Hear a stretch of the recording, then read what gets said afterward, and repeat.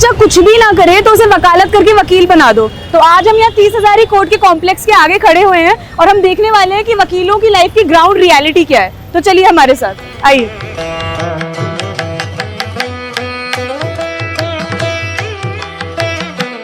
मेरा नाम चारू है, आपका नाम क्या है? मुकेश कुमार जैन। आपने कितने साल पहले लॉ करी थी? मैंने लॉ की थी राजे बेटे 1988 के अंदर मेरा एनरोलमेंट है। ओके तो आपको इतने साल की अपनी प्रैक्टिस में कैसा लगा? आप 30,000 ही कैसे आए? पहला केस क्या था? PM Kumar, he is an advocate in Delhi high court. वहाँ पर सीखने के लिए गया था। उसके बाद मुझे कुछ वहाँ सीखने के लिए नहीं मिला। Then I came to the 30,000 court. और शुरू में शायद मुझे दिक्कत नहीं आई ड्यू टू माई फादर। और मैं जैसे ही आया और I have a chamber 396, this is my seat और मैं यहाँ बैठा हूँ। और शुरू में जो क्यूरोसिटी थी एडवोकेटिंग की, बोलने की, वो मेरी ज़िंदगी में कामयाब हुआ। आपको बोलने का मौका दिया पूरा? आप मुझे हर किसी ने मौका दिया। सारे जजेस बहुत अच्छे रहे मेरे लिए और बहुत बड़े पोलाइट रहे। एक एडवोकेटिंग की सबसे बड़ी बात है कि जब when you are appearing before the honourable जज, तो आपको रिप्रेजेंट भी ऐसे करना है कि उनको पता लगे कि पूरी आपकी तैयारी है। और क्योंकि वो जो चीज़ प्रेजेंटेशन होती है मेरे बेटे, वो एक अपने आप में एक निराली चीज़ है। इज्जत के साथ, अच्छे से इज्जत के साथ और सोबरनेस तरीके के साथ। और हमें भी उनकी बातें माननी है और अपनी कहनी है, क्योंकि हर जज न्यूट्रल है, कोई दिक्कत नहीं है। और सारे जज बहुत अच्छे हैं, कोई दिक्कत नहीं है। पर हमें अपने आप को माउल्ड करना है कि हम किस लेवल के ऊपर अदालत के अंदर खड़े होकर अपने आप को रिप्रेजेंट करें। तो ये बताइए कि अगर आपके पास कोई 16-17 साल का बच्चा आता है और वो कहता है कि सर मैं वकालत करना चाहता हूँ, मान लीजिए आपके घर का ही बच्चा, तो आप बताइए, आप उसे कहेंगे कि मत कर, कुछ नहीं है, या आप कहेंगे कि नहीं करो, है एक अच्छा फ्यूचर है इसमें? फ्यूचर तभी है उसका अच्छा कि उसके पीछे कोई बैक है। अगर कोई फर्स्ट जनरेशन का बच्चा, अगर फर्स्ट जनरेशन का बच्चा यहाँ तो बहुत लायक हो और खुद इतना इंटेलिजेंट हो, सारी बातें समझ रहा हो और करने की उसके अंदर ताकत हो, तो चलेगा। अगर पीछे उसकी बैक नहीं है, उस एडवोकेट के लिए बहुत दिक्कत है इस प्रोफेशन के अंदर, क्योंकि उसे सिखाने वाला कोई नहीं है। तो इसे चीज को सुधारा कैसे जाए कि जो पहली बार वकील बनना चाहता है उसे मौका मिले? कि उसे मौका मिले। वो मौके के लिए यही है कि वो एक अच्छे एडवोकेट के साथ लगे। अच्छे से मतलब ये नहीं है कि बड़ा हो और नॉलेज गेन उस बच्चे को ही करनी है, और वो अंदर जाए, इंटरनल जैसे होते हैं आजकल, अंदर जाके अपने आप को रिप्रेजेंट करे और बाद में वो सोचे, वो बाद में इस चीज़ के लिए सोचे कि मुझे आगे कुछ करना है सोसाइटी के लिए। सारे वकील ये कहते हैं कि अगर किसी इंसान में सोसाइटी के लिए कुछ करने की चाह है तो वो आगे निकल जाएगा, लेकिन सोसाइटी के लिए कुछ करने के लिए उसके पास खुद के भी कोई रिसोर्सेज होने चाहिए ना, कि मैं अपने आप को। हाँ, वो रिसोर्सेज नहीं है। हाँ, वो रिसोर्सेज नहीं है, वो रिसोर्सेज उसे बनाने पड़ेंगे। कैसे? अपने कैलिबर के साथ। जब तक उसका कैलिबर नहीं है, वो यहाँ स्टैंड नहीं हो सकता है। आपका कोविड का टाइम रहा होगा 2 साल का। बिल्कुल, बहुत गंदा काटा। कैसे निकला वो? बहुत गंदा काटा, कोई पैसा नहीं, कोई कुछ नहीं। और हम तो जैसे एज के अंदर हम आ रहे हैं, तो हमारे पीछे वाले भी फैमिली मेंबर्स भी यही कहते थे नहीं जाना, तो हम नहीं गए। और कोई हमें मदद भी नहीं मिली, ना हमने मदद मांगी। वो ठीक है, वो जूनियर एडवोकेट्स को मदद मिली, हमें खुशी है कि हमारी BCD ने उनको दिया, हमें खुशी है। हमने जो कुछ कमाया था वो एक लाइन पे लगा दिया।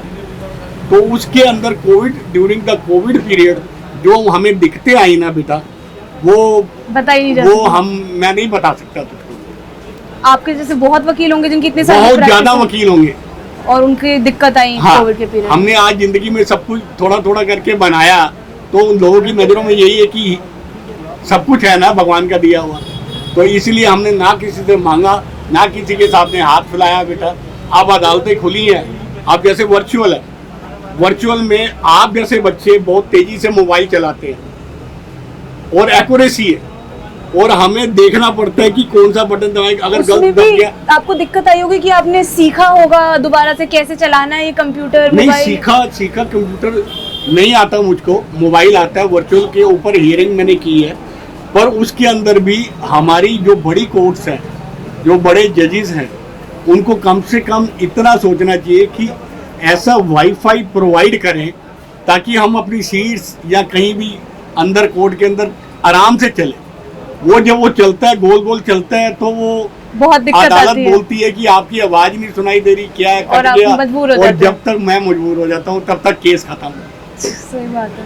तो अभी फिर आप कुछ चाहते हैं कि आप लोगों के लिए भी कोविड में ये सुविधा होनी चाहिए थी, आपको ये मिलना हाँ, चाहिए सुविधा था, होनी चाहिए थी। सब लोगों ने जूनियर्स की तरफ देखा, लेकिन सीनियर्स में भी लोग सीनियर्स थे। तो जो कर ही नहीं पाए, जिनके ऊपर पूरी फैमिली का बोझ है। कईयों के बच्चे अभी पढ़ रहे हैं, कईयों के छोटे हैं। चलो मेरा बच्चा सक्सेस है और वो अपना अलग चला गया, पर जिनके लिए छोटे छोटे बच्चे हैं, स्कूलों की फीसें हैं, सारी चीजें हैं, उनके लिए तो कुछ नहीं हुआ ना मेरे बेटे। ये दिक्कत जो आई है ना प्रोफेशन के अंदर, ये बहुत बहुत ताकत लगती है इसको आगे लेके जाने के लिए। और दूसरा माहौल ऐसा क्रिएट कर दिया गया है कि जो भी क्लाइंट आता है, एक तो क्लाइंटेज के ऊपर है कि क्लाइंटेज नहीं आती, गवर्नमेंट की पॉलिसीज ऐसी आ गई हैं, मेडिएशन आ गया, कंप्रोमाइज आ गया, ये आ गया, तो उसके अंदर पहले नहीं था मेरे टाइम। तो मीडिएशन वगैरह से भी वकीलों को नुकसान ही है एक तरह बहुत से। ज्यादा नुकसान है बेटे। मेडिएशन हो सकता है, होना चाहिए, हर चीज होनी चाहिए, पर कुछ तो कोई लायबिलिटी फिक्स करे अदालत कि भाई ये एडवोकेट, अगर अदालत के अंदर एडवोकेट नहीं गया और मेडिएशन के लिए फिक्स हो गया और उस क्लाइंट को पता ये लगा कि ये तो काम खत्म हो ही जाना है, तो फिर वो फीसें भी मारी जाती है। तो और ज्यादा दिक्कत आ हाँ, जाती है। तो हमारी जो चीज है प्रोफेशन के अंदर वो यही है कि कहीं ना कहीं तो हमारी वकील की भी सुनो कुछ। वकील की भी तो सुनो। सही बात है। क्या आप एक लास्ट चीज क्या कहना चाहेंगे आजकल के ये 21-22 साल के बच्चों की जो अभी वकालत करके निकल रहे हैं, हाँ हाँ, क्या करें, वो आगे कैसे बढ़ें? आगे बढ़े, कोई बात नहीं, उनके लिए बड़े स्कोप है, कोई कम छोटी कैटेगरी का पेशा नहीं है। बड़ा आप लॉ फॉर्म में ज्वाइन करें, कहीं भी जाएं, आगे बढ़ते चले जाएं, जुडिशरी के पेपर दें, जज बन जाएं, तो हर चीज उनके लिए अवेलेबल है। अगर अवेलेबल नहीं है तो हम इस उम्र के लिए कोई अवेलेबल नहीं है। आपकी बात अच्छी लगी, आपसे बात करके बहुत बहुत अच्छा बहुत लगा। शुक्रिया मेरे नमस्कार। बेटे। चल हालांकि इसकी पहली वाइफ जो है मर चुकी है, वो शादी मैंने कराई थी इसकी, है ना। तो ये जो है अब ये चाहता है तुमसे कि तुम मेरी बन के रहना, बस किसी और की नहीं। पहली वाली ने तो धोखा दे दिया इसको, तो इसलिए तुमसे मोहब्बत करी है। लेकिन सलमान खान से कम भी नहीं यही है। अपनी मम्मी पापा को समझाना तुम्हारा काम है। मैंने 7 जन्म के लिए शादी करी है, 1 जन्म के लिए नहीं करी है। अब आपको आशीर्वाद देना है मेरी पत्नी को। अगर आप नहीं भी देंगे आशीर्वाद, तब भी ये वाइफ रहेगी, तब भी ये पत्नी रहेगी। और आशीर्वाद दे देंगे तो ये बहू के साथ साथ में बेटी भी रहेगी। ये मेरे दोस्त कुछ गुण हैं जो मैं समझा रहा हूँ आपको। ये अलग बात है कि मेरी 2 पत्नियां हैं, मैं दोनों में ऐश्वर्या राय देखता हूँ। हाँ, तो मगर तुम्हारे ऊपर अप्लाई नहीं होती है। तुम अगर ये अप्लाई करोगे ना तो प्रॉब्लम में आ जाओगे। कितनी तनख्वाह तुम्हारी? 50,000, 50,000, 17, 50 से ऊपर है। 50 से ऊपर है तुम्हारी, तो 75 हो गए। 75 हो गए ना। अगर 50 प्लस करेंगे तो 75 हो गए ना, तो 75 में बड़ी अच्छी लाइफ गुजारेगी। 15-16 बच्चे करने हैं, इससे कम नहीं, ठीक है ना। एक अपना स्कूल होगा, अपनी क्रिकेट टीम होगी, अपनी फुटबॉल की टीम होगी। हम दोनों भाई बाहर बैठ के देखा करेंगे। 15-16 मेरे बच्चे हो जाएंगे, 15-16 तुम्हारे, 2 टीमें हो जाएंगी। हम आपस में लड़ते रहेंगे, ठीक है ना। तो लिहाजा ऐसा कोई काम नहीं करना, 2 ही अच्छे होते हैं बच्चे। लाइफ अच्छी गुजरेगी, बेहतरीन गुजरेगी। तुमने अपने भाइयों से ये नहीं कहना है कि शादी इसने करी है मुझसे, मैंने शादी करी इससे। इसको कुछ कहा ना तो जान ले लूँगी तुम्हारी, और जान दे भी सकती हूँ मैं अपने सलमान खान के चक्कर में। तो ये चीज़ें आपने, तुम क्या समझ रही हो? हमें बहुत मुश्किल से कैमरा अंदर लाना पड़ा है। कौन? हमें। आप मेरा नंबर लो, आप पूरी गाड़ी लेके आना कैमरे की, कोई अगर रोक ले तो। करें? हाँ, तो बताइए आप कितने साल से प्रैक्टिस कर रहे हैं यहाँ पे? मैडम बचपन से कर रहा हूँ मैं। तो आपकी फैमिली भी लॉ में है? नहीं, मैं तो अकेला हूँ। तो आप फर्स्ट जनरेशन लॉयर हो अपने घर बॉम्बे, से? जी हाँ। कहाँ के रहने वाले हो? बॉम्बे का रहने वाला हूँ। और दिल्ली कब आए, कब से 30,000 में आए? दिल्ली में जब LLM कर लिया मैंने तब आया हूँ। अच्छा, आप पोस्ट ग्रेजुएट हैं? जी। LLM कहाँ से करी आप? मैंने बॉम्बे यूनिवर्सिटी से, और LLB की थी मैंने अलीगढ़ यूनिवर्सिटी से। तो कैसा रहा आपको अभी तक का सफर यहाँ पे दिल्ली में? ब्यूटीफुल। तो आप किसी को, अगर आपके पास कोई आए 17 साल का बच्चा और बोले कि मुझे वकालत करनी है, तो आप उसे क्या कहोगे, करो या नहीं करो? बिल्कुल कहूँगा, ऑफर करूँगा कि कुछ पैसे भी दूंगा आपको, आप आइए फील्ड के अंदर। उसकी वजह ये है कि 17 साल के बच्चा जो है वो जल्दी गेन कर लेता है, लेकिन वो LLB नहीं कर पाएगा, वो मेरे साथ एज ए असिस्टेंट काम कर सकता है। क्यों आपको लगता है कि पढ़ाई मतलब किताबी नॉलेज की जरूरत नहीं है? प्रैक्टिकल पहली चीज़ है, किताबी नॉलेज बाद में। तो आपको क्या कमी दिखती है आजकल की लॉ की पढ़ाई में? कोई कमी नहीं है, बस अगर कमी है तो मेंटल की है, दिमाग की है। मतलब कैसे? मतलब ऐसे है कि जो लड़के जिनके एम एंड ऑब्जेक्ट ये है कि मैंने वेलफेयर का काम ही करना है, तो वो खूब आगे बढ़ेंगे, और जिनको सिर्फ गेन करना है पैसा, वो ज़्यादा स्ट्रगल नहीं करते। आपकी किसी ने मदद करी थी जब आप लॉ करके आए थे, या आपने खुद ही खड़ा किया? मैं खुद अकेला। तो कैसे, पहला केस कैसे आया, कैसे शुरू किया सब कुछ? मैंने GB रोड का पहला केस किया था। GB रोड का पहला केस जी। किया? क्या केस था, बता मेरा सकते हैं? मुंशी था मल्होत्रा, प्रकाश मल्होत्रा। वो उस फील्ड का मास्टर था वो मुंशी, लेकिन वो मेरे पास अटैच हो गया, तो मैंने पहला केस GB रोड का किया, और उसको मैंने 3 साल में हल कराया। 3 साल लग गया था उसमें केस। और कोविड के टाइम पे आप पे क्या फर्क पड़ा था जब सब बंद हो गया था? क्यों, कोविड के टाइम पर ये था कि मेरा जितना बैलेंस था वो सब खत्म हो गया। सब कुछ, सारी सेविंग? इनकमिंग तो थी नहीं, आउटगोइंग थी मेरे पास, क्योंकि मुझे बहुत सारी चीज़ों को भी देखना था, क्योंकि मेरे कुछ फ्रेंड्स थे जिनकी सोर्स ऑफ इनकम नहीं थी, तो उनको भी पे किया, जिनका भी रिटर्न नहीं हुआ है वो पैसा। क्या आपको लगता है उस वक्त कोई ऐसा हर्जाना या कोई ऐसी रकम थी जो आपको आपके प्रोफेशन की तरफ से मिलनी चाहिए थी? हमारे यहाँ कोई ऐसा प्रोविजन नहीं है। हाँ, ऐसा नहीं है? ऐसा कोई प्रोविजन क्या नहीं होना चाहिए? होना चाहिए। हमने काफ़ी एफर्ट्स किए, हमारी जो एसोसिएशन है उसने काफ़ी एफर्ट्स किए हैं, कुछ मिला भी है, लेकिन नहीं, ना के बराबर ये है। तो अब तक कितने केस हो गए और कैसे केस लेते हैं आप? कम से कम 10,000 से ऊपर शादी करा दी। 10,000 से ऊपर शादियां कराई हैं, उनमें से चलती हैं? क्या सीन रहता है, चल पाती है? 99%। एक पार्टी आई थी मेरे पास जो मुरादाबाद से, तो जिनकी शादी कराई थी मैंने, बाद में उनमें झगड़ा हो गया, तो वो आए तलाक लेने के लिए, तो मैंने डंडे से मारा था उस लड़के को कि मेरे यहाँ शादी होती है, तलाक नहीं होती। ये जो लव मैरिज करने के लिए बच्चे निकल जाते हैं, उनके लिए आप क्या कहना चाहोगे? मैं तो ये कहूँगा, अगर शादी कर रहे हैं तो लॉन्ग लाइफ और हैप्पीली जिंदगी गुजारें, इसके अलावा कुछ नहीं। आप इसके फेवर में रहते हैं या आपको उन्हें ऐसा लगता है कि समझाने की जरूरत है, या वापस भेजूं, क्या करूं? मेरे पास जो बच्चे आते हैं, मैं सबसे पहले उनको समझाता हूँ, बात बन जाती है तो ठीक नहीं बनती है तो उनसे कहता हूँ जाओ अपनी मम्मी पापा को समझाओ और शादी करो, वो ज़्यादा बेटर है, क्योंकि कल को कोई कॉम्प्लिकेशन आता है तो वो साथ दोनों फैमिली बैठ करके उसको रिजॉल्व कर लेते हैं। अगर उसको डिवोर्स करना है तो दोनों फैमिली करें, और अगर उनको रिजॉल्व करना है तो आप दोनों फैमिली इन्वॉल्व होकर के कर सकते हैं। ठीक है, बहुत अच्छा लगा आपकी शादी मैं चाहता हूँ कि आपकी शादी मैं कराऊँ, चाहे वो मैरिज ही हो। अगर भागने की नौबत पड़ी तो जरूर आएंगे। भागना मत, चल के आना। अच्छा ठीक है, मर्जी से भी हो रही होगी तो पहले इधर एक बार आ जाएंगे जरूर। यू आर मोस्ट वेलकम, कोई चार्जेस नहीं होगा। अच्छा, नमस्कार, धन्यवाद।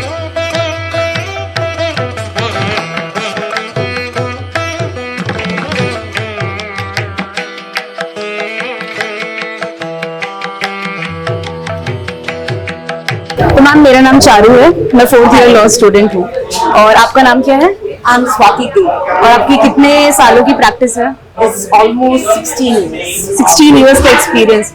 सो आपने 3 ईयर लॉ करी थी या 5 ईयर लॉ करी थी? It's 5 years intrinsic. And as a female law aspirant उस टाइम पे आपको क्या क्या फेस करना पड़ा? To be very honest, I started my practice. I had worked in corporate mostly in my starting years, and then at 2009 I started practicing in a rather true sense, like litigations. So I started from Dwarka, Delhi. So hardly there were few women advocates, and yeah, judges. There were lots of scope of women advocates by that time. Why? Because when in a crowd, when a woman comes up and make a pleading, so Gaining attention. judges make sure that he listens what the woman advocate is placing inside, and it also depends on the judges from judges, that if it is a woman judge. I remember in one of my case it was a bail matter, and it was like from first time in my life that I prepared.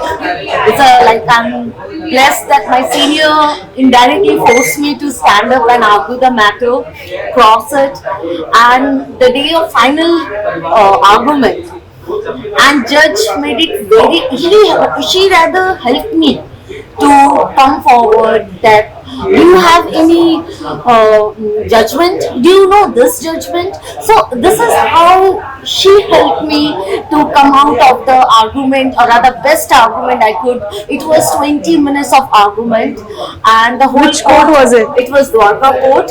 The judge was Mamta Pal, and I was very nervous. But when are you on a case? How old were you? It was 2009. I was 29 years old. Okay. So it was like 20 minutes of argument, and whenever I felt somewhat, I stopped. So judge, she helped me, Mamta Jalki, she helped me that, did you want like this to happen? So I said, yeah, it was 376. When I turned back, the whole court was surrounded with men, I would say, and it was like the whole court was listening. And it was and after coming out of the court, I got a case wherein same client came up to me, looking after me where I was going through. I came to my chamber and said कि ma'am, अभी आपका मैंने submission, मतलब आप जो बोले वो सुना, मेरा केस भी आप लड़ लीजिए. So आपको कभी कोई biased seniors मिले? Yes, even I have seniors. Biased, I mean, Biased. because होता है in internships a lot of times. To be very honest, like I'm blessed that though I have seen seniors working or being biased with the juniors, I will categorically, I won't make it male or female. I will quote it just juniors. Today they are literally, they just want to tell their juniors to go take the dates and come back. Yeah. But literally to make them understand what law is, what is cross-examination, what is a small PF, what is PF, so process fee. So many juniors, they doesn't know what's the process fee. PF लेके आ जाओ तो junior घूम के आ जाता है कि मैं भी जब कोर्ट जाती हूँ मेरे को भी होता है कि या तो केस फाइल करा दो या डेट लेके आ जाओ. exactly. So that this monotonous phase need to be stopped, and that will be only now. If I'm like after 16 years, I am stepping into seniorhood, you can say. So I make sure that the people who are under me, the things which I have faced, I make sure that they should learn. I don't make them spoon feed, but yeah, I make them learn, go there and come with the feedback, and where they lack, I make sure that I teach them. So it is the responsibility of the seniors to guide the juniors and take them forward. Okay. So just tell me a very direct question. What should be the financial aspirations of a newbie? That's like even recently Supreme Court has said many times that there should be a stipend for the juniors, at least 5,000. So now this legacy which has been going on, with the, क्या लगता है आपको, ये होगा, fair है, unfair है? this is very fair. I would say this is very fair. We advocates, after passing out, we are lost.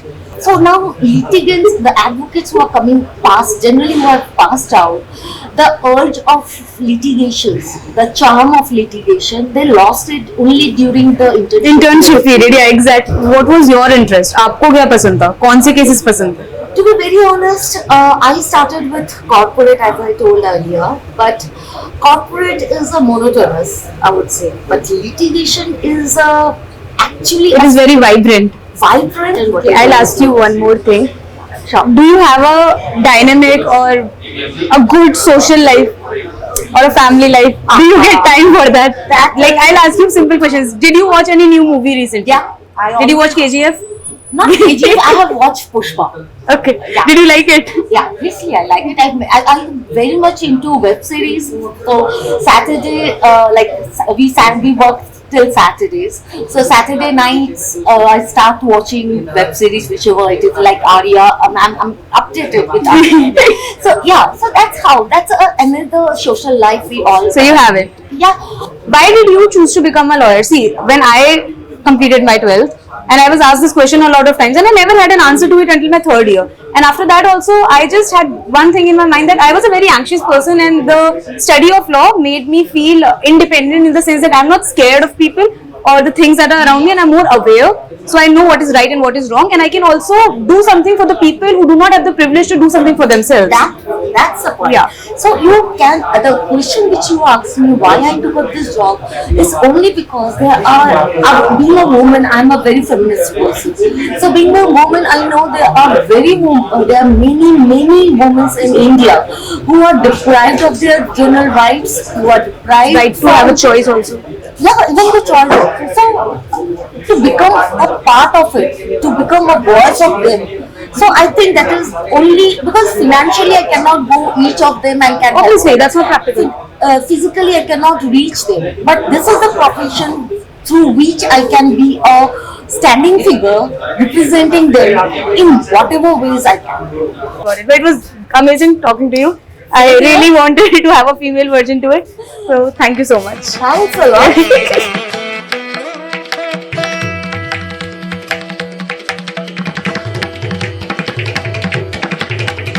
तो नमस्ते, मेरा नाम चारू सिंह है। जी, मैं लाइव लॉ की तरफ से हूँ, 4th ईयर की लॉ स्टूडेंट हूँ। Very good. और मैं God bless you. Thank you sir. तो आप बताइए, आपका नाम? संजय त्रिपाठी। और सर आपका नाम? पीयूष तिवारी। ठीक है, ठीक है। तो बताइए, आपको कैसा लगता है अपना लिटिगेशन का प्रोफेशन? मुझे बहुत प्यारा लगता है, क्योंकि इसमें आप समाज की सेवा के साथ साथ आप बहुत कुछ ऐसा कर सकते हैं कि समाज बदल सकते हैं। इस प्रोफेशन में यही एक अच्छी बात है। आपके पिताजी भी वकालत में थे? नहीं, मेरे पिताजी रेलवे में थे, वकालत में नहीं थे। तो आपके पीछे कोई हाथ नहीं था? I am first generation lawyer. तो आपको काफी तकलीफें हुई होंगी? तकलीफ नहीं हुई थी, समस्याएं ज्यादा थी। किस तरह की समस्या थी? फर्स्ट जनरेशन लॉयर को स्ट्रगल बहुत करना पड़ता। आपकी एजुकेशन बहुत अच्छी थी, उसके बाद भी? उसके बावजूद देखो, आपको स्ट्रगल तो करना ही पड़ता है ना। अगर आप स्ट्रगल नहीं करेंगे तो बड़ा मुश्किल हो जाता है। अमिताभ बच्चन ने भी बहुत स्ट्रगल किया। उनके पिताजी का बैकग्राउंड आपको मालूम है, कवि तो थे। बिना स्ट्रगल के तो आदमी में वो निखार आता ही नहीं, कभी भी नहीं आ पाता। और बिना स्ट्रगल के आप सोचे आप चमकेंगे, ये पॉसिबल नहीं। अभी कोविड का पीरियड गया 2 साल का। बिल्कुल गया, बिल्कुल। कैसा गया वकीलों के लिए वो? लिटिगेशन वाले वकीलों के? लिटिगेशन वाले वकीलों के लिए जहाँ तक मेरा मानना है, बहुत ही खराब समय गया। कई वकीलों ने तो बेचारों ने सुसाइड कर लिया, यहाँ तक नौबत आ गई। जो हैंड टू माउथ थे, कुछ ऐसे भी वकील थे जो हैंड टू माउथ। प्रभु की मेरे ऊपर बड़ी कृपा रही। मैं तो सीधा पूरे जितना लॉकडाउन का पीरियड था, उस पीरियड में मैं भजन गाना शुरू हो गया कि मैं मेंटली फिट रहूं। मैं मेंटली फिट, सही बात है। मैं सही बता रहा हूँ। और मैंने अपने कई वीडियोस अपलोड किए फेसबुक, भजन गाते हुए और अपलोड किए। फॉलो करिएगा जरूर। हाँ जी, भजन गाए, क्लासिकल गाया, भोजपुरी गाए, उसके बाद हिंदी सॉन्ग्स गाए, बहुत सारा अपने आप को मेंटली फिट रखने के लिए। और मुझे ये पीरियड में ऐसा लगा कि वाकई आपके अंदर, आप अगर चाहो तो अपने अंदर बदलाव ला सकते हैं, प्रोवाइडेड कि आप में वो जज्बा। आपको क्या लगता है, क्या करना चाहिए आपके प्रोफेशन को, वकीलों के लिए, कि उनकी हालत कोविड जैसे टाइम्स में या आगे चल के अगर ऐसा खुदा ना खासा दोबारा कभी हो, तो क्या करें कि उनकी ऐसी नौबत ना आए कि कोई सुसाइड कर रहा है, किसी घर में खाने के लाले हैं? हमें क्या करना चाहिए कि जैसे बार काउंसिल या बार एसोसिएशन को कुछ ना कुछ ऐसा एक पूल सिस्टम तैयार करना चाहिए ऐसे वकीलों के लिए कि ऐसी समस्याओं वाली सिचुएशन जहां वकील भाई को कोई भी फाइनेंशियली मेंटली कोई भी प्रॉब्लम होती है, और अपनी बार एसोसिएशन ने किया भी, लोगों को महीने भर की एक किट भी दी कोविड के दौरान, लेकिन 1 महीने के लिए ही दी, वो पूरे पीरियड के लिए नहीं था, सिर्फ 1 महीने के लिए था। Tiwari ji, if I am not wrong, 1 महीने के लिए किट दी, और कई वकीलों के लिए जिन्होंने अप्लाई किया किसी के खाते में 5,000 या 2,000 इस तरीके का डाला भी, सिस्टम भी बना। लेकिन ये सामान्यतः ये बहुत ज़्यादा आपकी परेशानियों को ख़त्म नहीं करता, लेकिन कुछ हद तक परेशानियां दबा दे। लेकिन आप फिर उसी ढर्रे में अपने आप को पाते हैं कि नहीं भाई, नहीं हो पा रहा, नहीं हमारी ऐसा, हम उभर नहीं पा रहे उस सिचुएशन से। क्या कहीं ना कहीं वकालत में वकीलों के लिए आज के समय पे मीडिएशन, आर्बिट्रेशन, इन सब चीज़ों की वजह से एक लाचारी आ गई है कि केस कम है या फिर वैल्यू कम है, कुछ ऐसा? हमारा प्रोफेशन लाचारों के लिए है। हम लाचार हो जाएं ऐसा हम नहीं होने देंगे। तो फिर लेकिन कुछ तो होना चाहिए ना कि वकील के पास केस आते रहे, उसकी कमाई होती रहे और सब कुछ अच्छे से निकले। इज्जत का प्रोफेशन है। हाँ, ये सबका प्रोफेशन है। ये इसी प्रोफेशन का ब्यूटी है कि हम रात को सुप्रीम कोर्ट खुलवा सकते हैं। जी बिल्कुल, ठीक है। इसी प्रोफेशन की ब्यूटी है कि हम डीसीपी को तलब कर सकते हैं किसी भी समय। तो ये प्रोफेशन लाचारों का नहीं है, लाचारों के लिए जरूर है। ठीक है, हम लोग लाचार हो जाएंगे तो पूरा सिस्टम लाचार हो जाएगा। तो वकील हिम्मत नहीं हारता। हिम्मत न हारिए, बिसारिए न सीता रहे। हिम्मत कभी नहीं हारनी चाहिए, कभी हारनी नहीं चाहिए। कोशिश करने वालों की कभी हार नहीं होती। हार नहीं। लहरों से डर कर नौका कभी पार नहीं। I'm not getting work as per my requirement, as per the kind of energy I am having. I'm not able to utilize my energy in legal profession. ऐसा क्यों हो रहा है, क्यों लगता है? I don't know, because the litigants are selective in their approach. Because there's a community factor in also, especially in the civil litigation. Community factor, though in the because the West community is giving to the lawyers who belongs to the West community. Brahmins are giving to the Brahmins. Punjabis are going to the yes. Therefore the litigant approach is very selective. It's not a mass approach. They are very selective. While yes, of course. No, I'm not saying people are not doing openly, but they have there in mind. That is what my feeling and my gut feeling is. But at the same time, they are adopting a selective approach. One should not forget it. They are not going for the merits of the case. They are not going for the merits of the counsel. What they are doing, they are by adopting selective approach, they are violating many things, moral things. In fact, forget about the law. They are violating. In fact, they are playing with their moral aptitude and everything. जैसे ये building है, ये इन्होंने बताया ये नई बनी है, जहाँ पे अभी ये सारे एडवोकेट्स तो ये जनरली वही एडवोकेट्स हैं जिनको चेम्बर्स अलॉटेड नहीं है, जिनका अपनी प्रैक्टिसिंग प्लेस नहीं है, या और भी है? Because in this particular trial court, there is another kind of problem, because sale purchase is kind of problem? so far chambers are concerned, and let me tell you honestly, because the chambers are being sold and purchased, these are not under the observation of High Court. That is the problem in Tisdari. Therefore, people are not able to get chamber for the rupees of 25 lakh or 30 lakhs. Whereas in case of Rohini Court, Dwarka Court and Saket Court, chambers are being allotted to on the basis of the license, and that too very cheap license fees, rupees 1,000 per month. Are you getting me? Yes, sir. Yeah. So here you have a you have a possessory right, and you have a exclusive right. You have a freehold sort of right if you purchase the chamber, that too in 20-25 lakhs. Whereas you can get chamber if you are able to fall in the list of the High Court allotment committee, then you will certainly get the chamber with the condition of rupees 1,000 per month license fees. Okay, so इतना बड़ा gap है। Therefore, I'm telling you, there is a exclusive problem belongs to this particular. के बारे में पूछना चाहती थी, कई बार कई चेम्बर्स में ये केसेस देखने को मिले कि एक से ज्यादा चेम्बर है एक एडवोकेट के कंट्रोल में। कई हाँ, वो हालांकि though there is a clear cut guideline from the High Court, one advocate, one chamber. But this is एक के ऊपर एक जो रूम बने हुए नहीं नहीं नहीं वो that's a separate different problem. One lawyer should not keep more than one chamber. That is the rule set up by the Honorable High Court committee set up by the High Court for the allotment of chambers. ठीक है फिर Okay, thank you. so much, आपसे बात करके बहुत अच्छा लगा Okay, thank you. Bye. समस्याएं अनेक हैं लेकिन समाधान शायद एक भी नहीं, लेकिन एक उम्मीद है और उम्मीद के साथ ही हमें आगे बढ़ना है। लाइव लॉ पर मैं आपके साथ चारू सिंह, कैमरामैन कुंदन कुलश्रेष्ठ के साथ। Keep on following us on Instagram, Twitter and YouTube और हमारा सब्सक्रिप्शन लीजिए अगर आप सक्षम हैं सिर्फ ₹1 प्रतिदिन पे। Thank you, have a nice day.